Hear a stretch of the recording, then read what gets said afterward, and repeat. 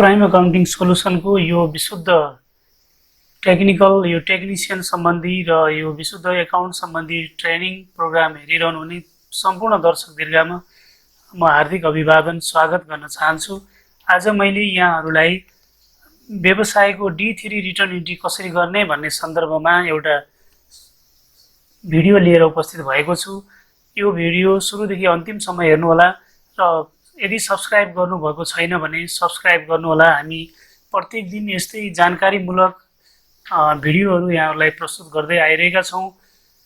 कुनै पनि व्यवसाय 50 लाख भन्दा माथिको टर्नओभर गर्ने व्यवसायले D3 रिटर्न इन्ट्री गर्नुपर्ने हुन्छ र भ्याटमा अनिवार्य रूपमा दर्ता भएको व्यवसायले पनि यदि 50 लाखसम्म बिजनेस गरेको छैन र त्योभन्दा तल गरेको छ भने पनि D3 रिटर्न इन्ट्री गर्नुपर्ने हुन्छ। यहाँहरूलाई म ढिला नगरिकन यो रिटर्न इन्ट्रीको प्रोसेसतर्फ यहाँहरूलाई म निम्त्याउन चाहन्छु। सर्वप्रथम यहाँहरूले यो गुगल क्रोम अथवा यो मोजिला फायरफक्स खोल्नुहोस्।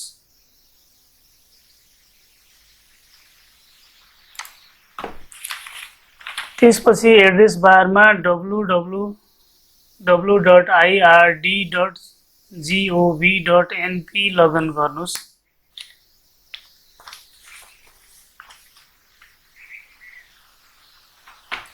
त्यसपछि ट्याक्स पेयर पोर्टलमा क्लिक गर्नुहोस्।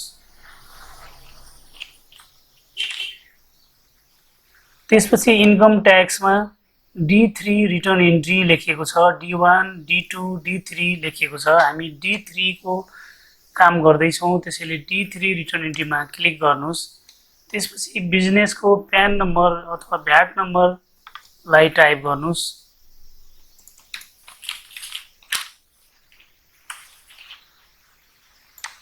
त्यसपछि यो पासवर्डमा यो भ्याट नम्बरलाई नै कपी पेस्ट गर्नुभयो भने हुन्छ। र आर्थिक वर्ष छान्नुहोस् भन्ने आयो, यसमा 7576 मैले छाने। त्यसपछि सम्पर्क नम्बर लेख्ने ठाउँ आउँछ, यसमा मोबाइल नम्बर लेख्नु होला। त्यसपछि रजिस्टर गर्नुहोस्। रजिस्टर गरिसकेपछि प्रोसिडमा क्लिक गर्नुहोस्। प्रोसिडमा यो एक्लो प्राकृतिक व्यक्तिमा मैले क्लिक गरेँ। त्यसपछि आएर यो रजिस्टरमा क्लिक गर्नुहोस्।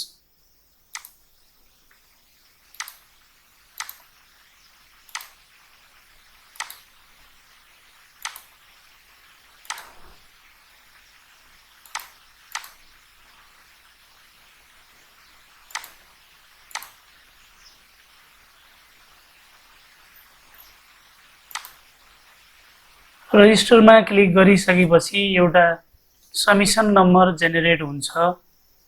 यो समिसन नम्बरमा यो ओके गरिदिनुहोस्। त्यसपछि इन्टर एनेक्समा क्लिक गर्नुहोस्।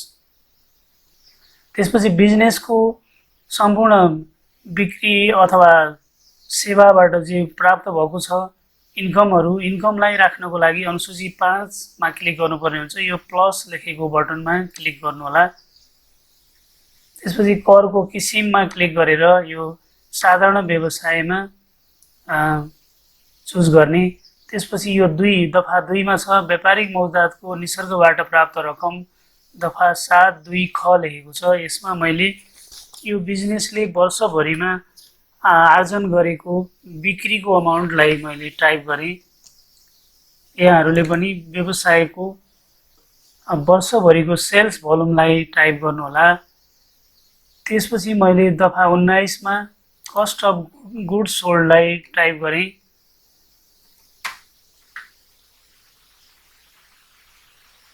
दफा 18 मा ब्याज खर्च, टोटल ब्याज खर्च।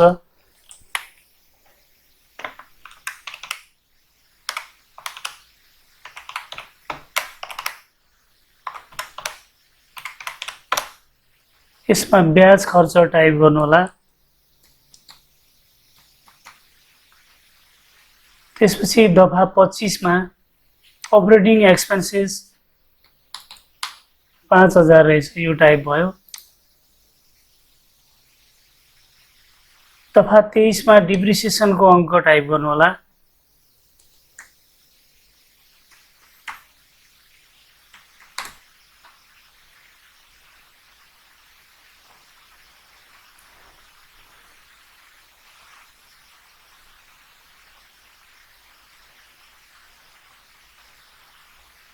यसरी यो व्यवसायको हामीले profit and loss account prepare गर्छौं र यो दफा अनुसूची 5 पनि सम्झिनुस् कि यो प्रॉफिट एन्ड लस एकाउन्ट नै हो।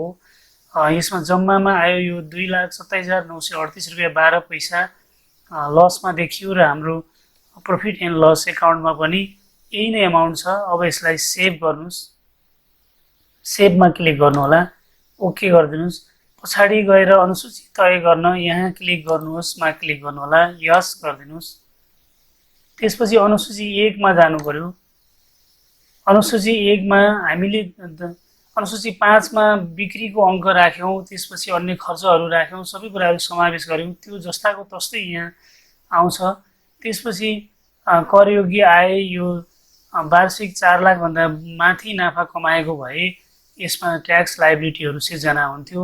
यसमा यो लस भएको भएर यसले देखाएन, शुल्क तथा ब्याज चाहिँ लाग्ने भयो। यसमा जस्तै ढिला बुझाइ बापत यो दफा 117 अनुसार यो 900 रुपैयाँ देखायो।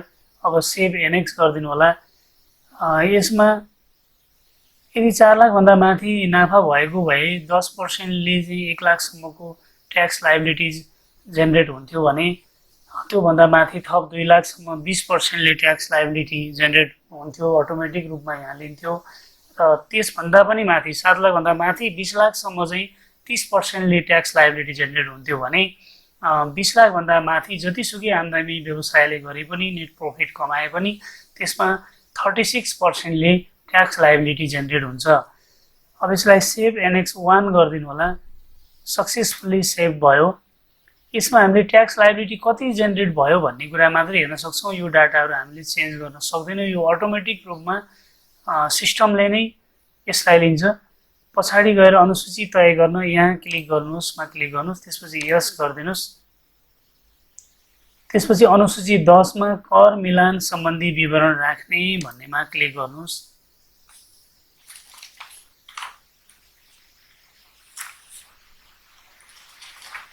त्यसपछि कर दाबीको किसिम यो क्रेडिट क्लेममा क्लिक गर्नु पर्यो। हामीले यो 5 वटा एक शीर्षकमा पैसा दाखिला गरेका छौं।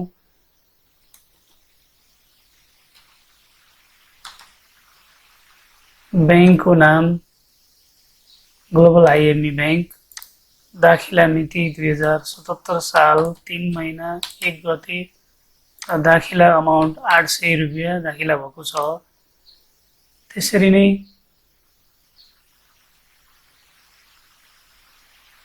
अब एड गर्नु पर्यो अर्को।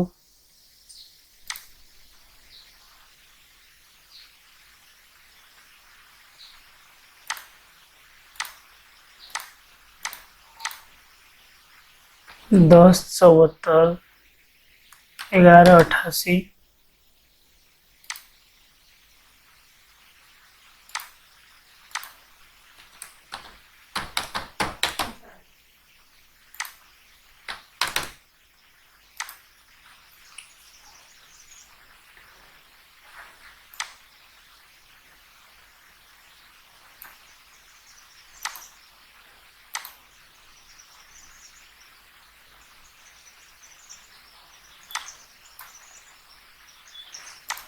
त्यसपछि अझ एउटा भोजरबाट 100 रुपैयाँ दाखिला छ।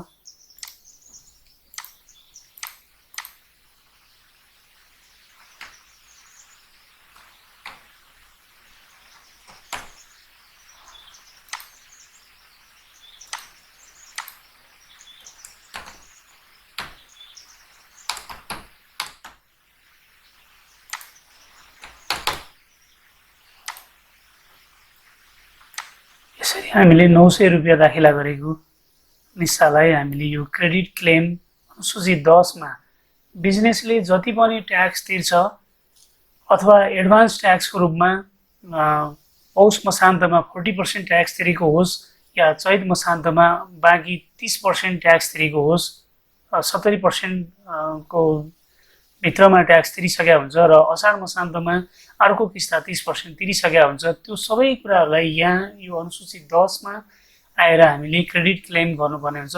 त्यति तिरेर पनि पुगेन भने थप दस्तुर जति हामी भुक्तान गर्छौँ त्यसलाई पनि हामी अनुसूची 10 मा नै क्रेडिट क्लेम गर्छौँ। अथवा हामीले भुक्तान लिने क्रममा कसैले हामीलाई पेमेन्ट गर्दा टिडिएस कट्टा गरेर क्लेम पेमेन्ट हाम्रो एकाउन्टमा पेमेन्ट गरिदिएको छ, हाम्रो बिजनेसको प्यान नम्बरबाट पेमेन्ट गरेको छ भने पनि अनुसूची 10 मा नै हामीले क्लेम गर्नुपर्ने हुन्छ। र गत वर्षमा हामीले ट्याक्स तिरेर जुन बाँकी बचेको हुन्छ हाम्रो ब्यालेन्स सिटमा सम्पत्ति साइडमा जुन पैसा बचत छ त्यसलाई पनि हामी अनुसूची 10 मा यसलाई ब्यालेन्स क्रेडिट क्लेम यसरी ट्रान्सफर अफ क्रेडिट भनेर गर्नुपर्ने हुन्छ। यसरी अब सेभ एनेक्स 10 गरिदिनुहोस्। त्यसपछि पछाडि गएर अनुसूची तय गर्न यहाँ क्लिक गर्नुहोस्, मा क्लिक गर्ने। अब पालो अनुसूची 13 को आउँछ। अनुसूची 13 भन्नाले बिजनेसम्यानले 1 वर्षभरिमा 1 लाख भन्दा बढीको लिनुपर्ने, दिनुपर्ने, खरिद गरेको र बिक्री गरेको यो 4 वटा कुराहरूलाई हामीले यहाँ समावेश गर्नुपर्ने हुन्छ। जस्तै यहाँ पेड अफ क्यापिटल भन्यो, यो बिजनेसको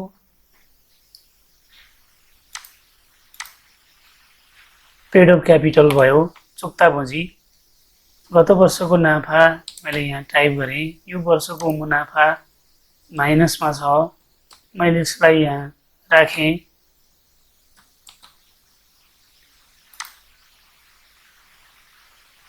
त्यसपछि चालु दायित्व भन्दा बित्तिकै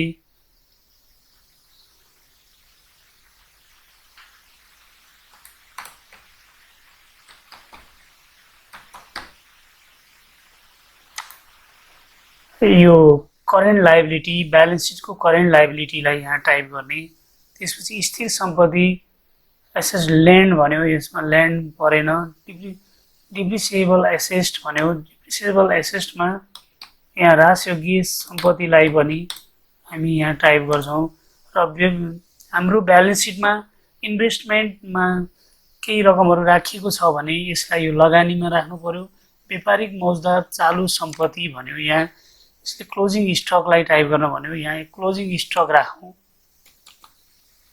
व्यवसायको क्लोजिङ स्टक एडभान्स दिएको कुरा भए यहाँ एडभान्सलाई राख्नु पर्यो।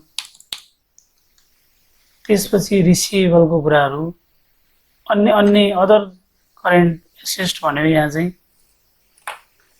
अन्य चालु सम्पत्तिमा व्यवसायले भुक्तानी पाउन बाँकी व्यवसायको डेप्टर्स र व्यवसायमा रहेको क्यास अथवा बैंक ब्यालेन्सलाई यहाँ बाँकीलाई यहाँ राख्नु पर्यो। त्यसपछि सेल्स भोल्युमलाई राख्नु पर्यो, सेल्स भोल्युम। त्यसपछि यहाँ बिक्रीको लागत भन्यो, बिक्रीको लागतलाई टाइप गर्नु पर्यो।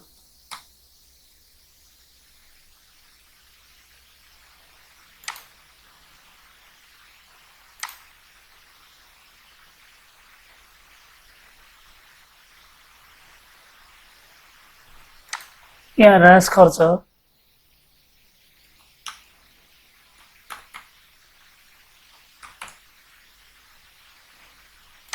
यहाँ ब्याज खर्च,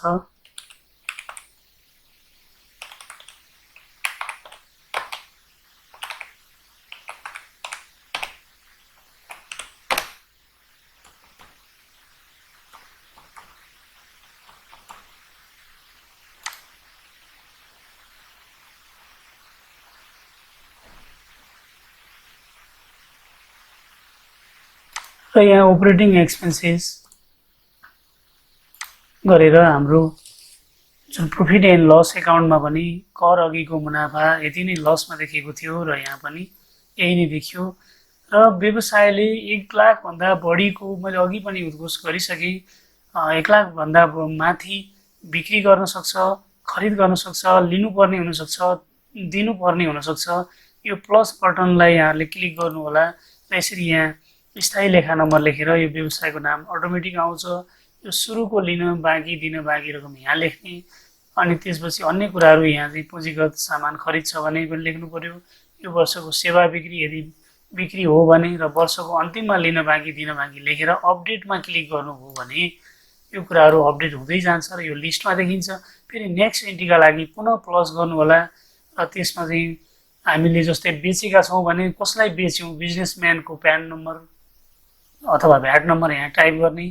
त्यसपछि अटोमेटिक व्यवसायको नाम आउँछ, उसलाई अनि बिक्री अङ्क कति हो, टोटल भ्याट बाहेकको बिक्री यहाँ लेखेर अन्तिममा लिन बाँकी दिन बाँकी रकम जस्तै तिर्नु पर्नेछ भने यहाँ लेखेर फेरि अपडेटमा क्लिक गर्ने।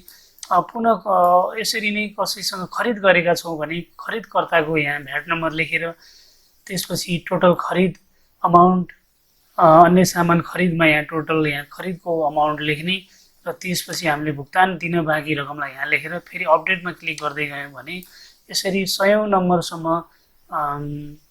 यहाँ चाहिँ यो लिस्टमा आएर बस्छ र अन्तिममा गएर सेभ ट्रान्जेक्सन भन्नुपर्ने हुन्छ। सक्सेसफुल्ली सेभ भइसके पश्चात यहाँ क्लिक गर्नुहोस्, मा क्लिक गरेर यसरी त्यसपछि हामीले व्यवसायको इन्ट्रीलाई गऱ्यौँ, हामीले कति बिक्री गरेका थियौँ, कति मुनाफा थियो यो अनुसूची 5 मा भर्यौँ, हामीले तिरेको करलाई अनुसूची 10 मा मिलान गऱ्यौँ र अनुसूची 1 यो साइडले अटोमेटिक प्रोभाइड गर्छ र यसमा ट्याक्स लायबिलिटी कर दायित्व कति हो भनेर यहाँ जेनेरेट हुन्छ र त्यसलाई हामीले अपडेट गऱ्यौँ। अनि त्यसपछि अनुसूची 13 का कुराहरूलाई यहाँ अपडेट गरिसके पश्चात अनि त्यसपछि अन्य अनिवार्य कागजहरू अपलोड गर्नको लागि यहाँ क्लिक गर्नुहोस्, मा क्लिक गर्नु पर्यो। त्यसपछि यहाँ हामीले ब्राउज गरेर अगाडि नै हामीले डकुमेन्टहरू ल्याएर राखिसकेको हुनुपर्छ र त्यो ल्याइसकेका डकुमेन्टहरू हामीले स्क्यान गर्नुपर्छ। सर्वप्रथम एक एक गरेर प्रत्येक पेजलाई स्क्यान गर्ने, स्क्यान गरेर कम्बाइन्ड पिडिएफ गरिसकेपछि एउटै पेज भनेर बसिरहेको हुन्छ र एउटै पेजलाई अब हामीले के गर्न सक्छौँ त यहाँ ल्याएर अपलोड गर्न सक्छौँ। हामीले यो फोल्डरमा रहेको डकुमेन्टलाई फोल्डरमा राखेका छौँ, यसलाई यसरी ब्राउज गर्नु पर्यो। ब्राउज गरिसके पश्चात यसलाई अपलोडमा क्लिक गर्नुहोस्। अपलोडिङ योर फोटो भनेर आउँछ।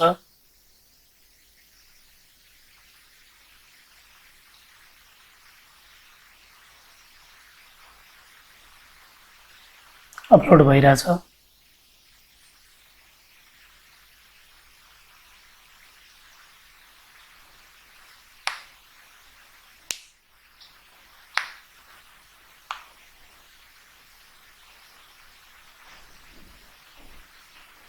यसरी ओके गर्ने। अब यो अपलोड भइसक्यो। पछाडि गएर अनुसूची तय गर्न यहाँ क्लिक गर्नुहोस्, मा जानु पर्यो। यसरी हामीले अब त्यसपछि यो सबै भइसकेपछि भयो या भएन भनेर प्रिन्ट प्रिभ्यूबाट पनि हेर्न सक्छौँ। हामीले अनुसूची 3 भर्यौँ, सुरुको डिटेल्स, अडिटरको डिटेल्स, त्यो व्यवसाय एक्लो हो या दम्पति हो या निकाय हो भन्ने कुरा सुरुमा भर्यौँ। त्यसपछि बिजनेसम्यानको प्रॉफिट एन्ड लस अकाउन्ट अनुसार हामीले अनुसूची 5 मा भर्यौँ। त्यसपछि अनुसूची 1 ले ट्याक्स लायबिलिटी सिर्जना गरिदियो। त्यसपछि अनुसूची 10 मा हामीले यसलाई भर्यौँ। त्यसपछि वित्तीय तथा खरिद बिक्री भन्ने यो चाहिँ यहाँ देखिएन। अनुसूची 13 चाहिँ फेरि हामीले भर्नुपर्ने देखियो। यहाँ अनुसूची 13 हाम्रो सेभ भएन। यहाँ 5 लाख रुपियाँ गत वर्षको मुनाफा,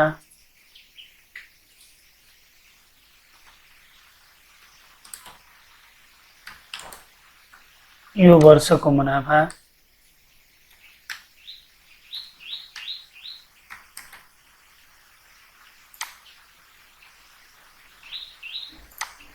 त्यसपछि चालु दायित्व,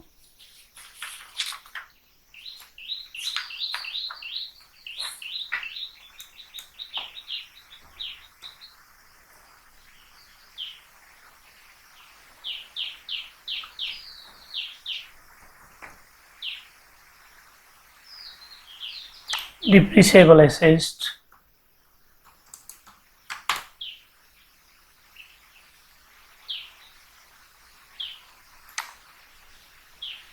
closing stock, एडभान्स को कुरा, अन्य चालू सम्पत्ति,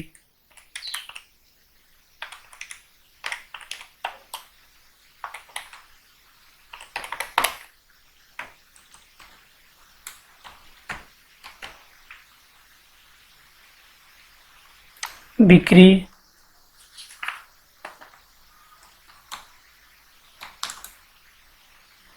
बिक्रीको लागत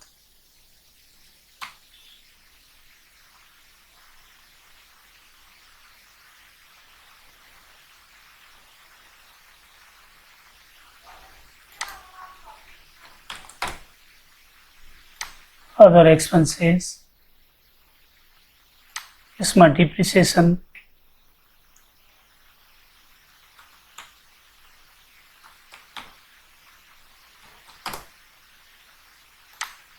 ब्याज खर्च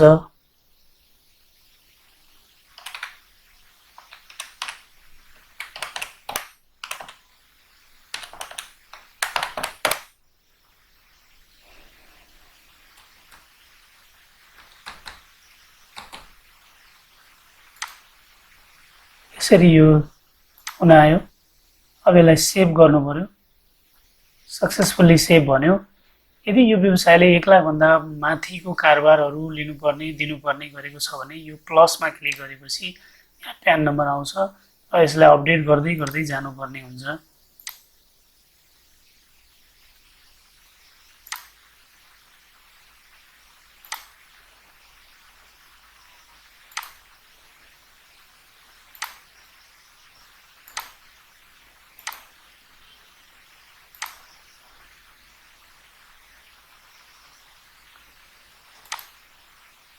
त्यसपछि हामीले प्रिन्ट प्रिभ्यूलाई हेरौँ। प्रिन्ट प्रिभ्यूलाई हेर्दा अब यो D3 रिटर्न एन्ट्री भर्यौँ, अनुसूची 5 लाई पनि भर्यौँ र 1 लाई भर्यौँ, अनुसूची 10 लाई पनि भर्यौँ र 13 लाई भर्यौँ। यसरी हामीले 5 वटा फारमहरू भरेपछि यो कम्प्लिट हुन्छ। त्यसपछि यसलाई अब हामी फाइनलाइज सबमिट गर्नुपर्ने हुन्छ। यसरी फाइनलाइज सबमिट अनुसूची 13 मिलेन भन्यो, यहाँ 13 मा फेरि यसलाई चेन्ज गर्नुपर्ने भयो, अपडेट गर्नुपर्ने भयो।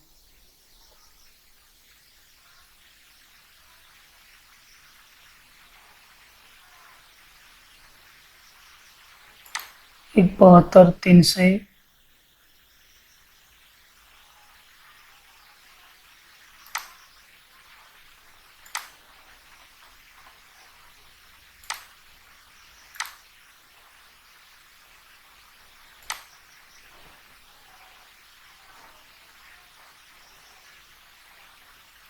5 मा पनि 172,300 नै छ।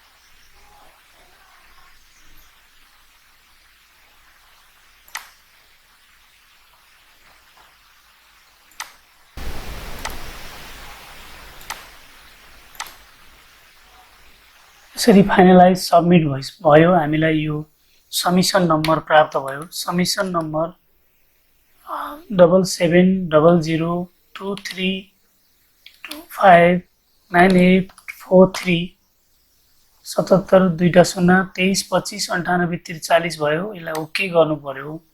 अब हामी जेनरलमा जाने, ट्याक्स पेयर लगइनमा जाने, त्यसपछि यसको स्थायी लेखा नम्बर टाइप गर्नु पर्यो। यो व्यवसायको स्थायी लेखा नम्बर टाइप गर्नु पर्यो। त्यसपछि यसको पासवर्ड राख्नु पर्यो।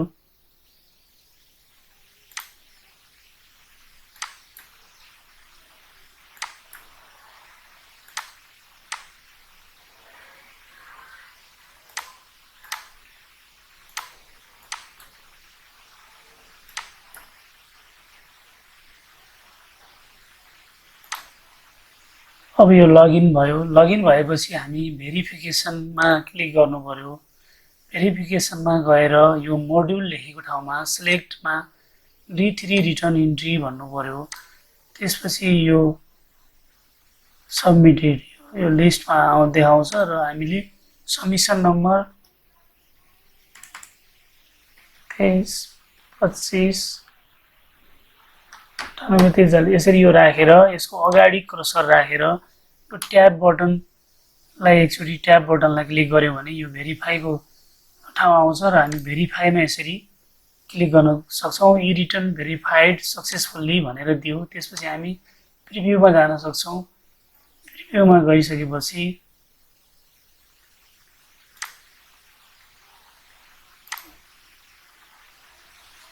प्रिभ्यूमा गएर इन्टर एनेक्स यसरी गरेपछि यो प्रिन्ट पेज गरियो भने हामीलाई यो प्रिन्ट गर्नको लागि सम्पूर्ण डकुमेन्टहरू यहाँ प्रोभाइड गर्छ र हामीले सबै डकुमेन्टहरू प्रिन्ट आउट गरेर अन्य प्रोसेसहरू गर्न सक्छौँ। जस्तै कर चुक्ताको लागि अथवा बिजनेसम्यानलाई यही डकुमेन्ट हामीले उपलब्ध गर्नुपर्ने हुन्छ अथवा आफूले राख्दा पनि यही डकुमेन्ट नै रेकर्ड राख्ने हो। किनकि भेरिफाइड नभएसम्म हामीले आन्तरिक राजस्व कार्यालयमा हामीले कर दाखिला गरेको मानिँदैन। यहाँ this record has been verified भनेर आयो। यो नै हाम्रो आधिकारिक डकुमेन्ट हुन आउँछ। दर्शकवृन्द, मैले यहाँहरूलाई D3 रिटर्न इन्ट्रीको बारेमा आज जानकारी प्रदान गरेँ। यसरी नै हाम्रो भिडियो प्रत्येक दिन हेर्दै जानुहोला र लाइक सेयर र कमेन्ट गर्दै जानुहोला भन्ने आशा पनि मैले लिएको छु।